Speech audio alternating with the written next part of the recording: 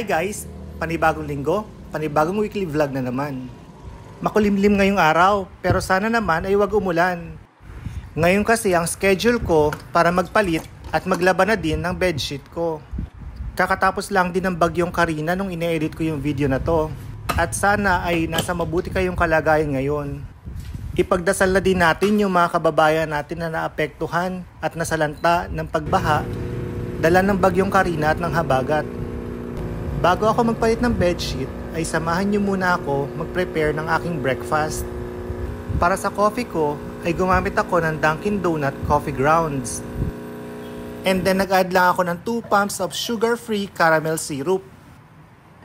Tapos meron din akong 3 slices ng Earthquake loaf bread from Bread Talk. Paborito ko talaga itong Earthquake loaf bread from Bread Talk. And before tayo kumain, syempre wag natin kalimutan magbigay ng pasasalamat sa mga biyayang natatanggap natin. Tara guys, kain tayo! Kayo guys, anong favorite yung tinapay sa Bread Talk? I-share nyo naman sa comment section.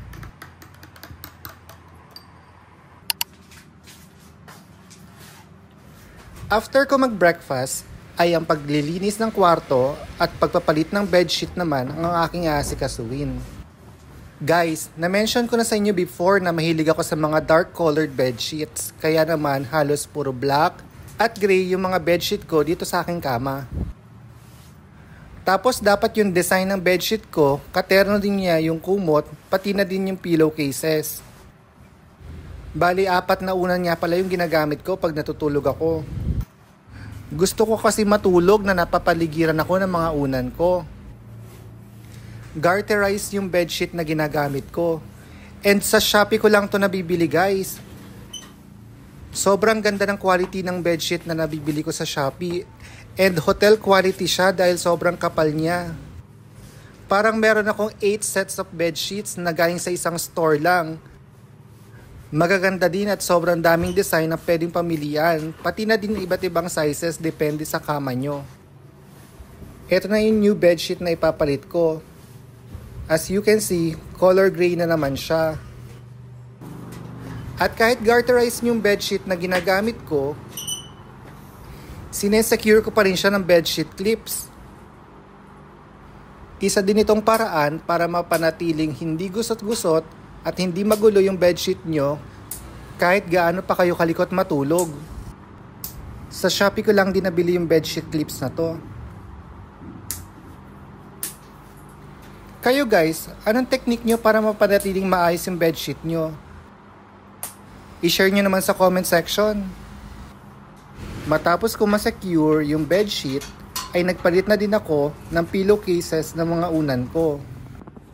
Pag umorder ka ng bedsheet dun sa shop, may kasama na siyang 2 pillowcases. And then nag-a-add na lang ako ng extra 2 pillowcases para sa aking 2 pang unan. Tapos separate order din yung flat sheet or yung kumot. Finally, natapos din ako sa pagpapalit ng bedsheet ko. And nag-spray din ako ng Lysol para ma-disinfect yung kama ko. Ganito na yung itsura niya guys after ko papalitan.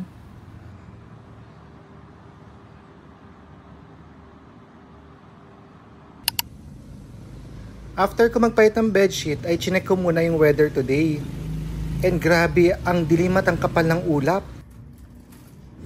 Kaya napapaisip ako kung maglalaba ba ako ng bedsheet or hindi. Baka kasi after ko maglaba biglang umulan. Masasayang lang yung sinampay ko. Kaya naman, kinuha ko muna yung mga tuyong damit para tiklopin ang mga ito. Guys, kayo din ba tinatamad magtiklop ng mga tuyong damit? Feeling ko kasi nauubos yung oras ko sa pagtitiklop ng damit eh. Masyado siya nakakakain ng oras ko. Pero wala naman tayong magagawa, kailangan natin tiklopin yung mga nalaban. Itong yellow-orange na pillowcases ay nabili ko din dun sa bedsheet shop na sinasabi ko kanina.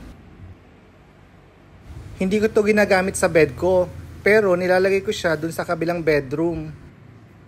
Queen size yung bed sa kabilang room and queen size din yung bedsheet na yellow na to.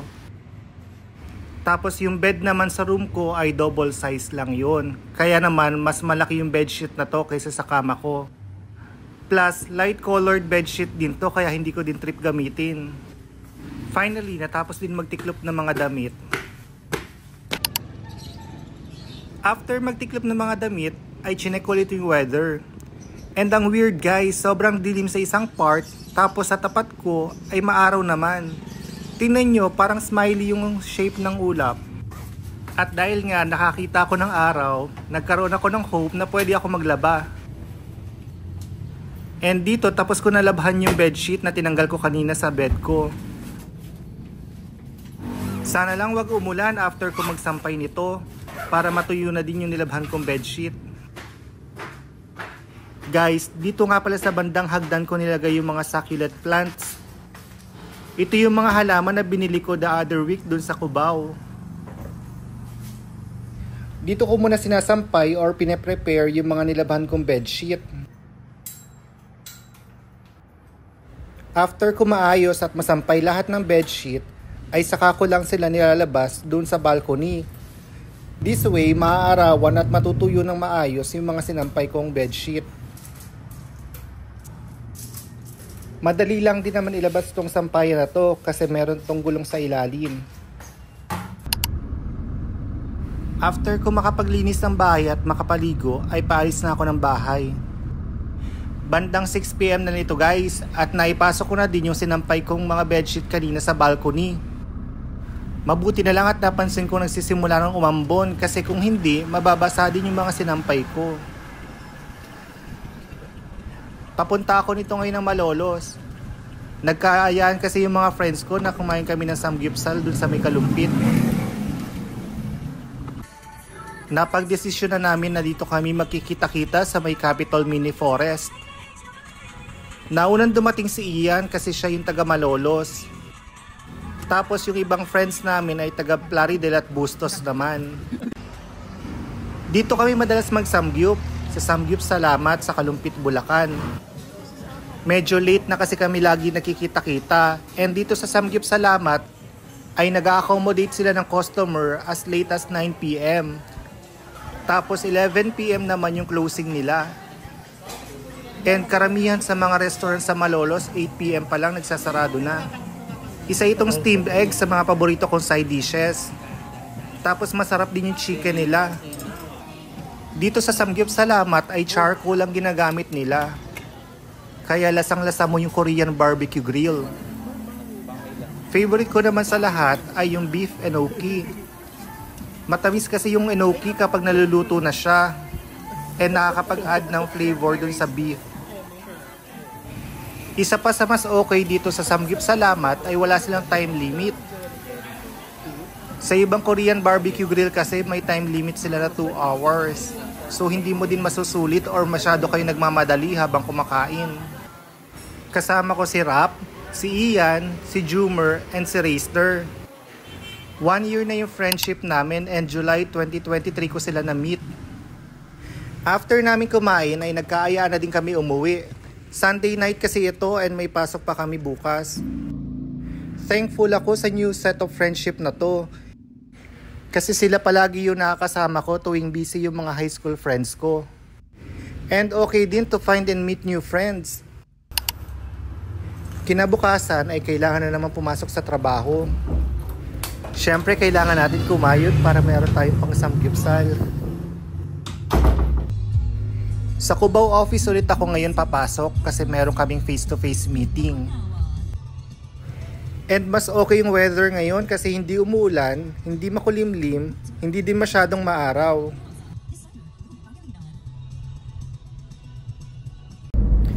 On the way to the office ay nag-stop over din ako sa Dunkin Donut para bumili ng iced coffee. Hindi na kasi ako nakapag-prepare ng breakfast ko nung nasa bahay pa ako. And usually, brunch talaga yung kinakain ko around 10 or 11 AM. So, kung maaga ako papasok ng office, hindi na talaga ako nagbe-breakfast sa bahay. Pagdating ko ng Manila ay makulimlim na. Pero good thing, hindi naman umulan. At dahil nga maaga akong pumasok nito, ay meron pang parking slot dito sa building namin. Hindi ko na kailangan mag-park sa katapat ng steel parking. And guys, eto na yung view from the 27th floor sa office namin. Ang ganda ng mga ulap today. Lunchtime na, and dito ulit na pag-decide ng team na kumain sa Abe. Na-share ko na ito sa inyo before.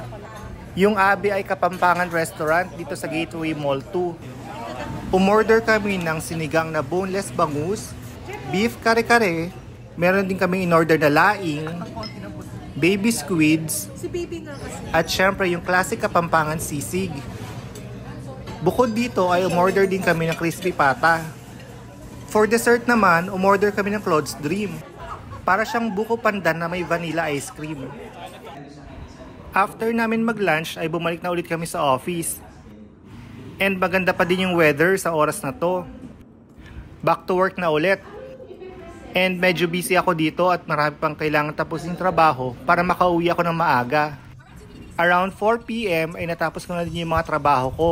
Kaya naman nakapag-decide na din ako na umuwi habang di pa umuulan. Medyo makulimlim na kasi ulit nung mga oras na to. Pero good thing, di naman ako inabutan ng ulan or hindi talaga umulan nung araw na to.